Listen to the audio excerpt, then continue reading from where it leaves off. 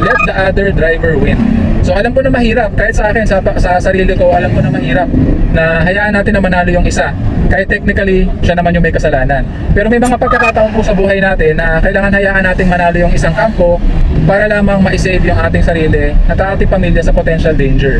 So kailangan magpakumbaba, seek guidance from God, at ibigay natin sa kanila yung panalo. Okay? Tandaan na hindi po karuwagan yung pag-iwas sa gulo or sa away, mga ka-fixit.